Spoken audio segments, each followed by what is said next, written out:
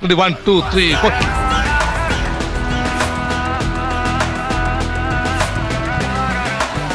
ആശാൻ വീണ്ടും നാണം കെട്ട് വന്നിരിക്കുകയാണ്.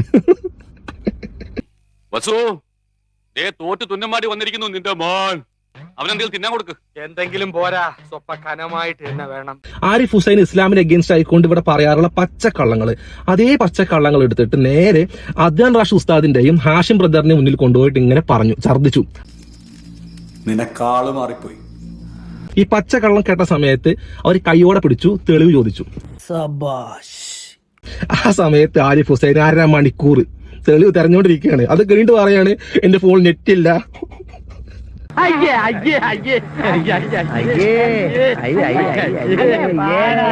എടാ, നിന്നെ ഞങ്ങൾ ആരും വിളിച്ചു വരുത്തിയതല്ലോടാ, നീ അങ്ങോട്ട് കയറി കൊടുത്തതല്ലേ?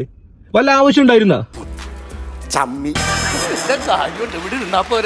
ഇവിടെ പല സംഘികളെയും പറ്റിച്ച് പിരിവെടുത്ത് ജീവിച്ച പോരായിരുന്നു. മതിയായിരുന്നു, വെറുതെ മനുഷ്യന്റെ ഉറക്കം കളഞ്ഞ്. I want him to pull out the ayah from the Quran, the verse where it says you can marry your child.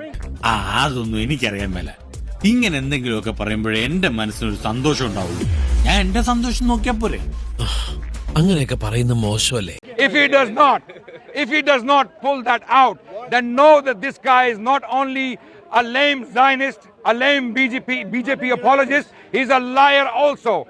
നിനക്കെന്താ ഈ ചോറല്ലേ കഴിക്കുന്ന? വിവരം ഇല്ലേ? എന്താ വേണ്ടേ? പറഞ്ഞു മനസ്സിലാക്കിത്താ.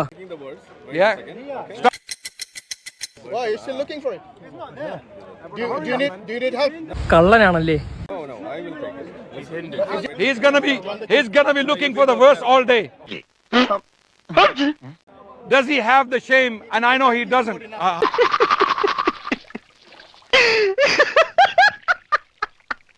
Are you running away? There is no verse. Are you going to run away? Find it. I'll wait. I will wait. Wait. Even AI is not helping you. എന്തോന്നാടോ ഇത്? എവിടെ നിന്ന് കിട്ടിയോടോ ഈ ഉണ്ടാക്കണേ? ഒരെണ്ണം കൊടുക്കട്ടെ സാറേ. All the information and all the evidence will be there online. ദാണ്ട കിടക്കുന്നു കൊട്ടയം സത്യം വളച്ചോടിക്കാണെന്നുള്ളതിന് യാതൊരു സംശയവും വേണ്ട. ഉളുപ്പുണ്ടടാ ചക്കണക്ക്. എന്നാ പോവാൻ നോക്കടാ. പോടാ.